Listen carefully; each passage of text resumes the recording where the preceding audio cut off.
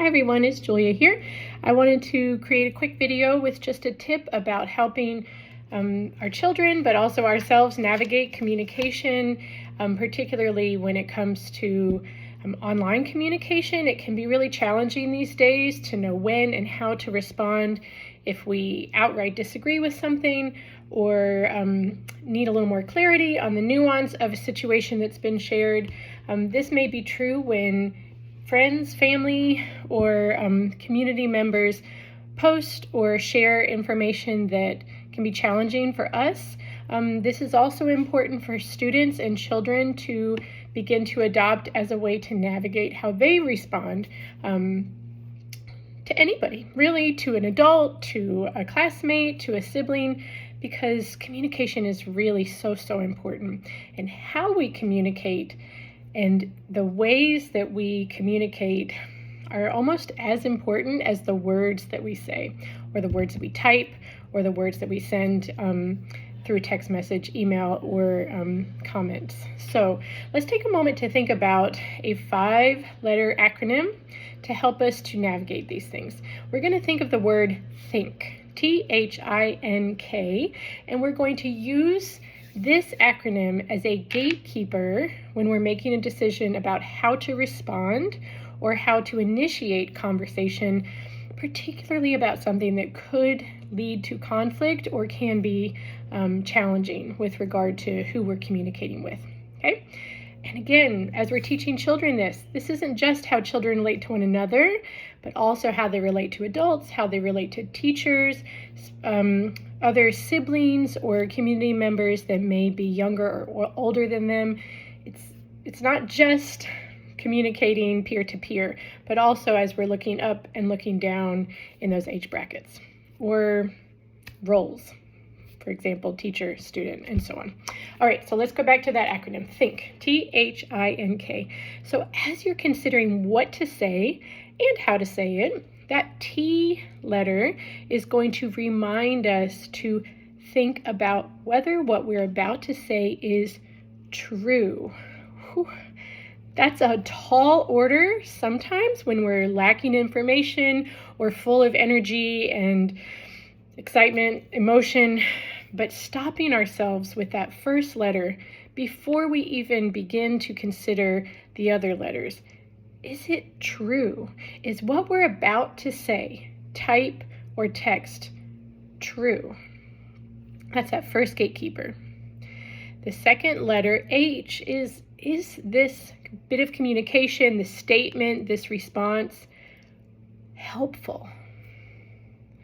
Is what I'm about to say going to help the situation, increase growth, benefit my community? Is it true?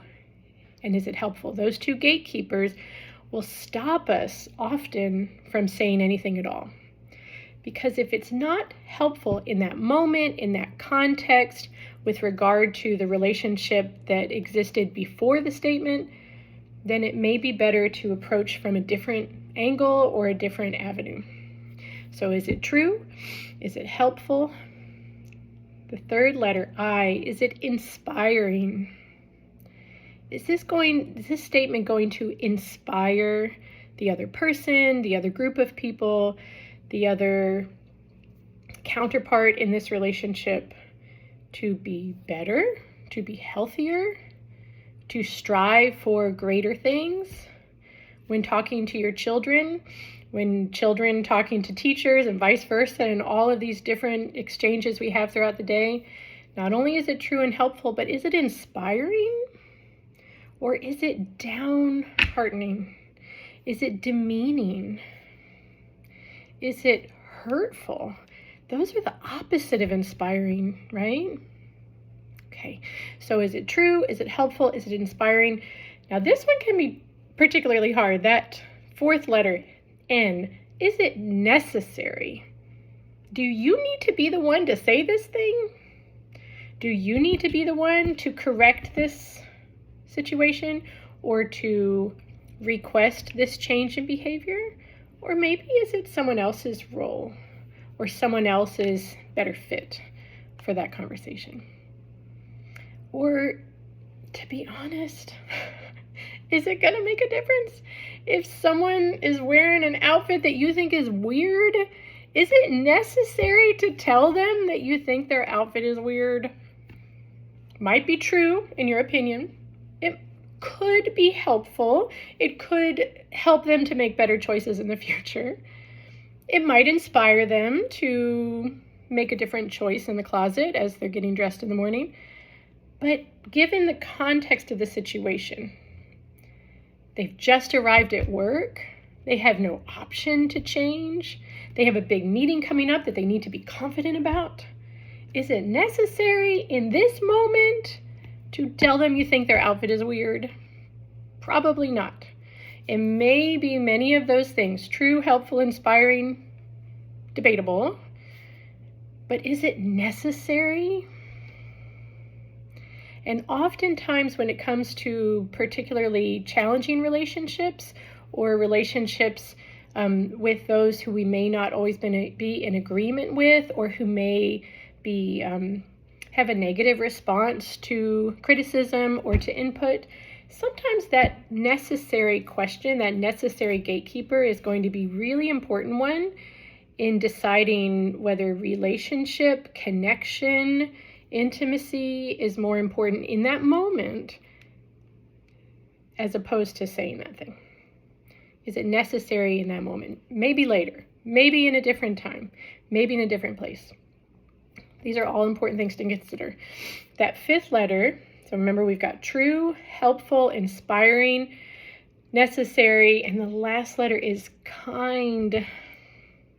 Is what you're about to say coming not just from niceness, not just from politeness, but from a place of kindness, of wanting the betterment, of wanting the peace and the growth of the other person?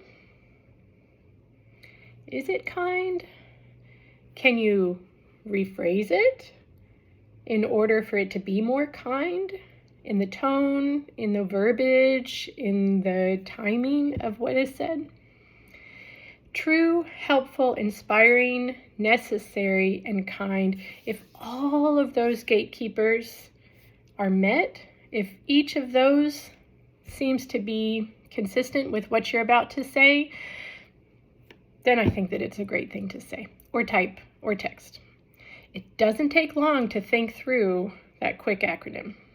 It doesn't take long to begin to build a habit, a discipline within yourself, to kind of check yourself before you say something. It only takes a moment, and it can make all the difference. And it can help build relationship instead of tear it down. So just a little tidbit, a little bit of insight for you. Again, this THINK acronym can be helpful in classrooms, in hallways, in homes, in offices, in cars, in community, on soccer fields, wherever it may be. Thinking through, thinking before we speak, thinking before we type, write, email, what have you, can really go a long way toward building peace and stability in our relationships and in our lives. So good luck.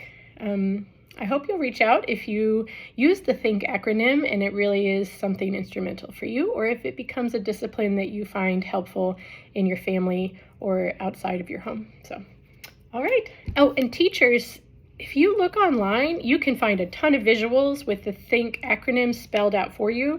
Easy to reproduce, easy to print out, laminate, what have you, for your classroom. So do a little search for that. There's a ton on Teachers Pay Teachers and just in Google Images. So, all right, cool.